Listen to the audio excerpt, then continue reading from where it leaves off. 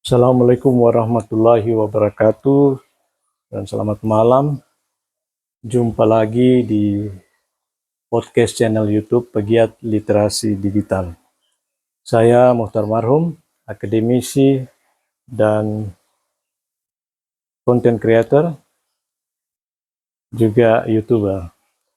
Saya ingin berbagi informasi. Terkadang saya mewawancara beberapa teman-teman pakar sebagai informan, ya, untuk berbagi informasi, edukasi, pencerahan. Ya, kita beramal melalui edukasi. Saya anggap ini vlogging atau membuat konten di channel YouTube ini semacam hobi, ya. Kalau teman-teman hobinya pergi mancing, ya, sampai 2-3 malam di laut, ya, padahal hanya hobi, ya, bukan mencari duit. Saya juga dikira teman-teman saya cari duit, tidak, saya hobi. Di samping mungkin saya ingin berkenalan dengan masyarakat di dunia maya, ya, di seluruh Indonesia bahkan luar negeri, ya. Terkadang saya berkomunikasi dalam bahasa Inggris. Teman-teman ada yang hobi main catur, hobi main domino, bala-bala sampai subuh. Kalau saya ya buat konten mungkin setengah jam, 15 menit. Ya, kemudian berbagi. Kalau ada yang mau dimintai pencerahan, klarifikasi, silakan di YouTube itu atau di TikTok saya bisa komen di situ, minta klarifikasi, bisa ditanya atau diskusi karena ada kolom komen, ya. Anda bisa tanya, bisa komentar, bisa menanggapi. Oke, saya ingin membahas isu pelantikan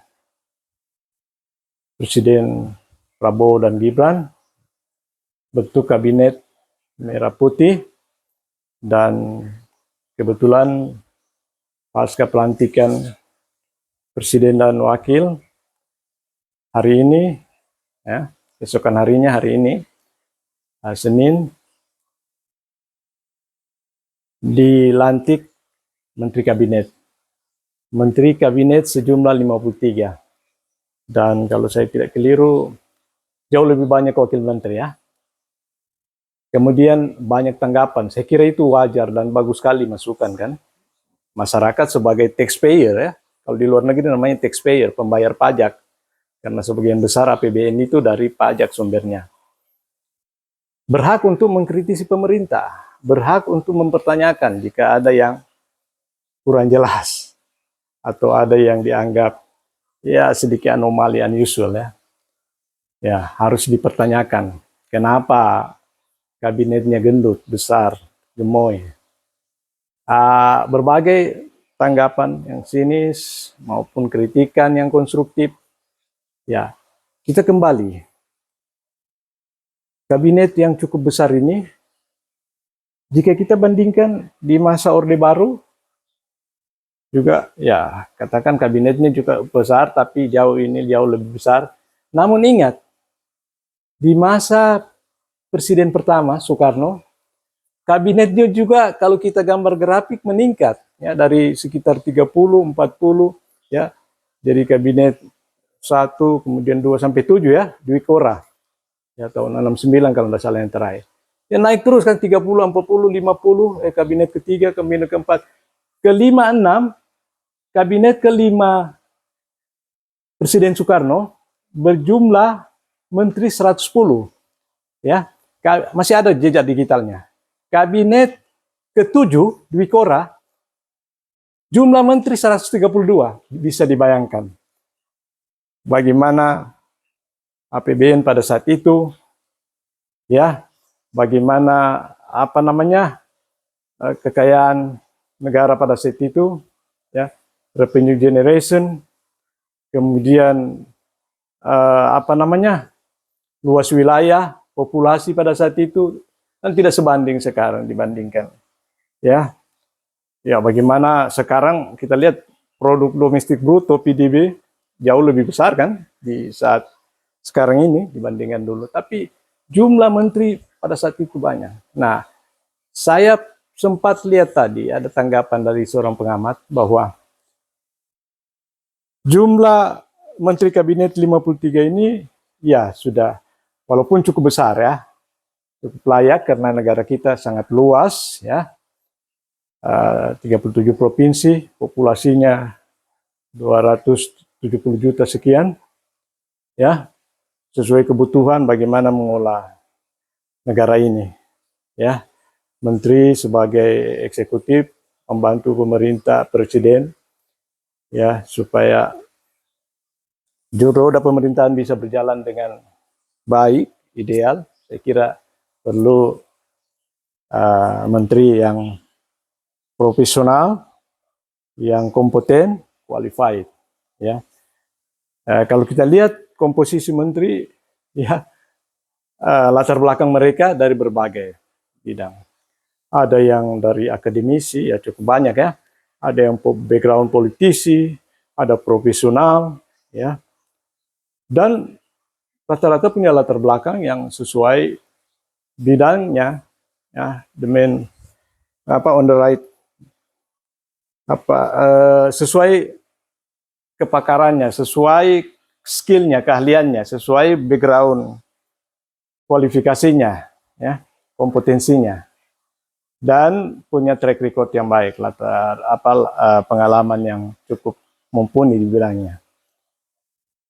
Kesempatan ini saya ingin membahas fokus pada kementerian yang dimekarkan menjadi 3, yaitu Kementerian Pendidikan Tinggi yang tadinya Pak Menteri Nadiem Makarim pegang, dimekarkan menjadi 3 ya. Jadi Menteri Pendidikan Tinggi, Sains dan Teknologi ya. Pendidikan Tinggi, Sains dan Teknologi dijabat oleh Menteri Sumantri Brojonegoro. Beliau anak mantan menteri, ayahnya dulu juga Menteri Pendidikan ya di era Orde Lama. Kemudian Menteri Pendidikan Dasar dan Menengah ya, dan Menteri Kebudayaan. Jadi pecah menjadi 3 kementerian. Tadi sahabat saya satu alma mater ya, satu perguruan tinggi waktu kuliah di Australia, Pak siapa namanya, Mufti, Profesor Dr. Mufti, katakan Pak Menteri Nadiem cukup berat kerjaannya waktu jadi menteri, karena wilayah kerjanya, area kerjanya cukup luas. Ya, dari pendidikan dasar, menengah, sains, teknologi, pendidikan tinggi, dan kebudayaan. Bayangkan luas. Ya, kalau wilayah teritori ya, dalam era otonomi diadakan pemekaran ya. Dari Kabupaten Induk dimekarkannya. Tapi kalau ini kementerian dimekarkan menjadi 3. Ya, saya ingin bincang-bincang sedikit. Kalau Anda mau menanggapi silakan di kolom komentar nanti, apakah di TikTok saya atau di YouTube. Saya mulai dari pendidikan dasar dan menengah. Berbagai kebijakan kita terkait dengan pendidikan dasar dan menengah, ya, mulai dari era kemerdekaan, ya, kalau saya tidak keliru tahun 47 kurikulum pertama ya, di launching ya, introduce.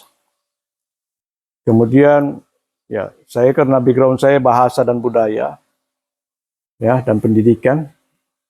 Jadi, dan saya kebetulan juga mengajar mata kuliah kurikulum dan pengembangan kurikulum. Ini kurikulum di Indonesia menarik dan unik. Ada semacam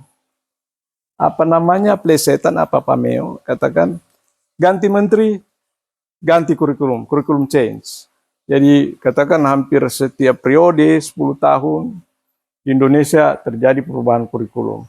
Kita lihat dari tahun 47 yang pertama kurikulum, kemudian tahun 60-an kalau saya tidak salah, kemudian 74, kurikulum 84, kemudian kurikulum masuk ke kurikulum kita akhir-akhir ini ya, beberapa dekade terakhir kita mengenal kurikulum KBK ya, kompetensi based kurikulum.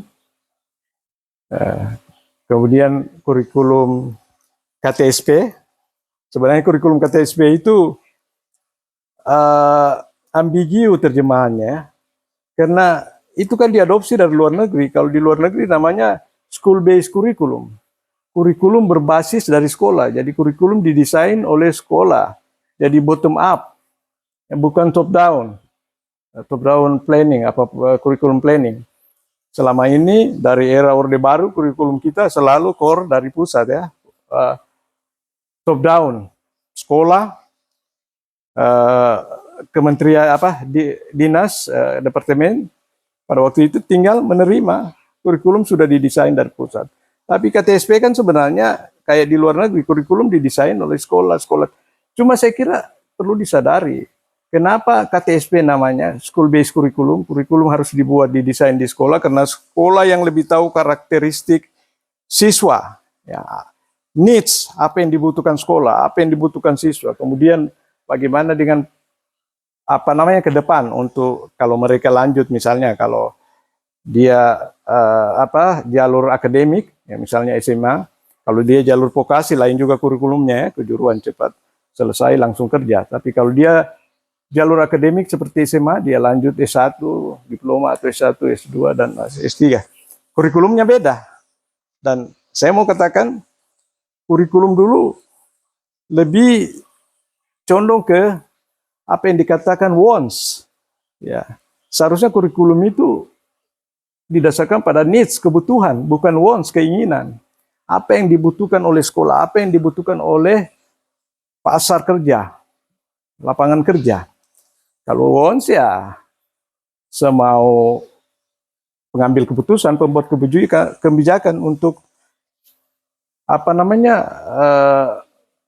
mendesain, ya, menunjuk pakar-pakar kurikulum untuk mendesain. Tapi dalam hal ini kurikulum akan dibuat berdasarkan keinginan, bukan sehingga tidak matching. Kata Profesor Habibie, harus matching kan antara sekolah dengan industri, antara sekolah dengan pasar. Nah, kemudian kita masuk ada kurikulum 2013, ya, ada kurikulum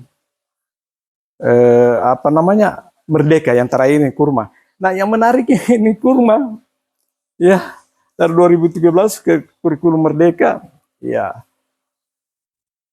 ada transisi, ada sekolah yang masih menggunakan kurikulum 2013, tapi juga ada kelas yang sudah menggunakan kurikulum Merdeka. Ya, mereka bilang Kurma, kurikulum Merdeka. Ya, merdekanya di mana? Model pembelajaran kalau menegangkan, ya, kalau kita bicara kurikulum termasuk konten, silabus, ya, di dalamnya, juga metode, jam, alokasi waktu, ya, metode apa yang mau dipakai, asesmen penilaian bagaimana, karena kita bicara pendidikan, kita bicara kayak industri, ada input, ya, bahan-bahan baku, ada proses teaching learning, ada output alumni, ya, produknya. Ya, kalau kita lihat ada sekolah yang maju, dikatakan maju, alumninya juga maju, ya karena dia membuat standar, dia merekrut siswa yang sudah standarnya tinggi. Ya, kata saya tidak mau sebut, ada nanti sekolah yang merasa kata-kata saya menohok ini. Dia rekrut siswa-siswa yang tinggi, grade-nya, nilainya. Kemudian dia teaching learning, dia proses, ya. Setelah kalau ada ungkapan, ya, garbage in, garbage out, goal in, goal out.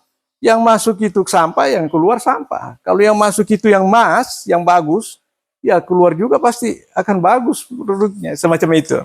Kalau misalnya yang sudah pintar-pintar, yang tinggi grade-nya, nilainya, GPA-nya, ya tidak lama untuk dipoles, tidak susah guru-guru memolesnya. Jadi saya kira itu kurikulum juga sangat penting. Kemudian saya kira wajib belajar itu SD, SMP, SMA, ya. Ada yang katakan masih banyak anak-anak putus sekolah. Ketika ditanya kenapa, katakan masalah biaya sekolah. Ya wajib belajar kan ada beberapa kabupaten yang disubsidi, bahkan pemerintahnya kayak Buol dulu kan bebas biaya sekolah. Kalau saya ingat di luar negeri, di Finlandia dan di Jerman, ada perguruan tinggi yang membebaskan apa tuition fee ya, biaya sekolah. Nah sebenarnya kan tuntutan apa sesuai undang-undang wajib belajar, siswa yang bersekolah kan tidak dipungut biaya, tapi kan ada uang mungkin buku atau handout atau apa ya, fasilitas belajar, teaching learning facilities ya. Mungkin mereka ada kelas ekstra, les atau apa, ya itu juga saya kira. Ya. Kemudian pemerintah kan sudah menyediakan dana BOS dialokasikan pemerintah pusat, kemudian juga apa maksudnya ada juga dana dari pemerintah daerah, kemudian ada beasiswa kan. Swasta juga punya social corporate responsibility kan. Mereka memberikan beasiswa kepada siswa yang apa namanya tidak mampu, yang cerdas. Ada juga pemerintah menyediakan uang kuliah apa sekolah SPP apa namanya kepada siswa yang tidak mampu dengan menunjukkan syarat ya. Ada verifikasi, kalau memang tidak mampu akan dibiayai. Saya kira tingkat putus sekolah di Sulawesi Tengah, saya nonton debat-debat kemarin, debat calon gubernur, dan masih cukup tinggi tingkat putus sekolah. Ini sangat memprihatinkan ya kalau kita bicara konteks lokal. Ya, kalau pendidikan, nah, semoga sahabat saya Mufti, Profesor Mufti bisa banyak informasi ya. Saya juga akan memberi masukan di grup WA ya. Kebetulan kami ada di grup WA alumni Adelaide sama Flinders University, bisa beri masukan kepada Pak Menteri, Pak Mufti. Kemudian kita masuk ke pendidikan tinggi ya. Ya. Saya menulis kemarin beberapa hari lalu karena sempat ramai disoroti masalah gelar akademik ya. Ketika Menteri Bahlil menyelesaikan studinya kurang dari 2 tahun, saya kira masyarakat bagus ya, langsung disoroti, ditanggapi ya, dikatakan tidak wajar menyelesaikan studi. Tapi kan dari program studi apa SG apa itu di UI ya, di Fakultas Ekonomi ya, S3-nya katanya by research ya. Kemudian saya nulis karena saya penulis kolumnis, saya alami, saya by research di Australia, di semua, di Inggris, di negara persemakmuran ada 2 jalur kalau kita kuliah. Ada by research, ada coursework. Kalau by research tidak ada kuliahnya, tidak wajib kuliah, tapi research saja. Ada topik penelitian, itu dibuat, kalau lolos proposalnya, nah itu yang dibuat proyek penelitian sampai bisa dipertahankan dan selesai, dipublikasi, di conference, diseminasi. Bukan hanya publikasi, diseminasi. Kalau kita di sini kan hanya publikasi, ya, anak-anak mahasiswa saya dikonversi, tidak ujian skripsi, tapi mereka publikasi. Kalau di sana publikasi, menulis, dan ada catatan apa namanya jejak digital, dia sebagai penulis principal author, ya, dia juga publikasi, dia diseminasi, dia seminarkan. Kenapa lah gunanya Anda nulis tapi Anda tidak presentasi Anda? Nanti orang bilang diduga bukan Anda yang tulis karena Anda tidak mampu mempertahankan, mendiseminasikan apa yang Anda teliti dan Anda tulis publikasikan. Nah, kemudian ada tadi publikasi, mahasiswa ada coursework. Nah, coursework ini kayak di Indonesia. Jadi perguruan tinggi di luar negeri, nanti mungkin BHMN juga begitu ya, perguruan tinggi yang sudah otonomi penuh. Ya. Jadi ada namanya coursework, ada by research, ya, ada coursework. Ya. Kalau coursework kuliahnya lebih banyak ya, mungkin ada 80%. Bahkan ada yang S1, S2 ya, yang jalur coursework tidak menyusun, cuma makalah ya, prototipe apa namanya, makalah saja dibuat semacam. Ya, kemudian selesai karena dia dari latar belakang bukan peneliti atau akademisi, tapi praktisi. Ya, kalau dia praktisi bisa ngambil coursework, bahkan yang jalur mata kuliah tanpa penelitian, tanpa menulis, tapi dia buat. Tapi kalau dosen harus jalur by research, ya. Nah, by research, ya ada yang 2 tahun. Saya tidak tahu kalau di Australia selama ini saya tahu ada yang 2 tahun. Ya, Ibu Profesor Ayu yang di ekonomi, Ibu Bupati Banggai itu 2 tahun saya tahu. Beliau selesai 2 tahun, tapi sudah ada researchnya memang di alumni Belanda S2-nya. Sudah ada researchnya, tinggal kembangkan, sudah matang nih researchnya. Tapi kalau kurang dari 2 tahun studi by research itu belum pernah saya dengar, ya. Makanya kemarin Pak Menteri Bahlil diduga penyelesaian studi by research-nya kurang wajar, tidak wajar. Bahkan ada yang duga plagiasi, tapi kan perlu pembuktian. Kita tidak bisa menuduh orang tanpa bukti. Ya, harus ada evidence base, ada proof, bisa dibuktikan. Kemudian tadi saya katakan, saya ulangi lagi. Kalau perguruan tinggi yang sudah otonomi kayak di Amerika, di Australia, di Jerman, di mana ya. Saya sekolah luar negeri, tapi saya berkembang terus karena saya YouTuber. Saya ikuti, bukan YouTuber apa, cari uang, tidak.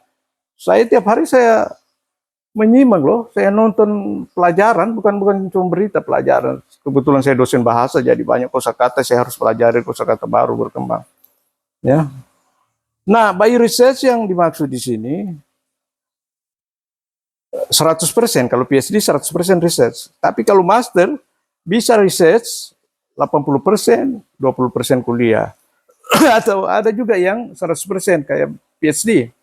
Kalau coursework, Anda bisa pilih ya, coursework kuliah. Bisa kuliahnya 100%, tidak ada researchnya. Ya, itu praktisi ya, kalau dia seorang praktisi.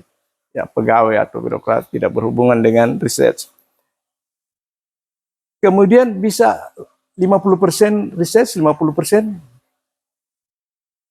kuliah, atau 30%. Jadi fleksibel. Nah, kalau di Indonesia kan satu saja sistem, satu saja kebijakannya, yaitu kuliah, kemudian research. Ya. Kalau perguruan tinggi yang sudah otonomi, ya, kalau saya bicara pendidikan tinggi, ya, makanya ada research university, ada teaching university. Teaching university fokus pada pengajaran, sedangkan research university fokus pada research. Sebenarnya ada yang katakan bahwa kita terbagi dalam prodi-prodi ya. Kalau prodi itu monodisiplin ya, karena kalau mengajar itu monodisiplin. Tapi kalau kita sudah research, ya interdisiplin, lebih cenderung ke interdisiplin, mengawinkan ilmu.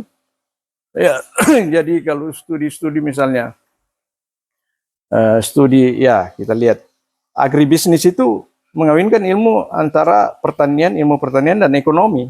Ya. Kemudian hukum dagang, antara hukum dengan ilmu ekonomi dagang. Kemudian ada biokimia, biologi dan kimia. Kalau riset juga begitu, ya tergantung dari masalah apa yang mau diteliti, approach atau metodenya apa yang mau digunakan. Jadi kalau riset itu dia cenderung bisa ke interdisiplin ya, mengawinkan ilmu. Sedangkan mengajar itu lebih itu saya bicara perguruan tinggi, pendidikan tinggi ya. Nah, ada kemajuan di pendidikan tinggi di Indonesia, yaitu ketika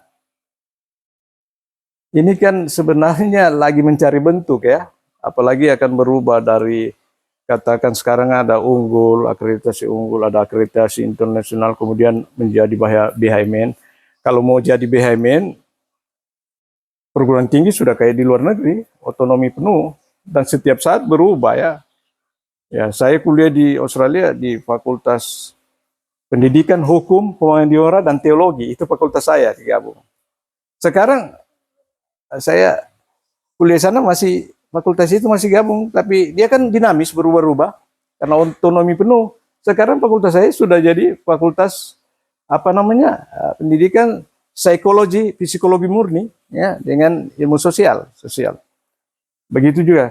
Ya saya kira dinamis sama dengan sini. Kalau kita lihat kan bisa fakultas berubah di apa namanya di IAIN ya.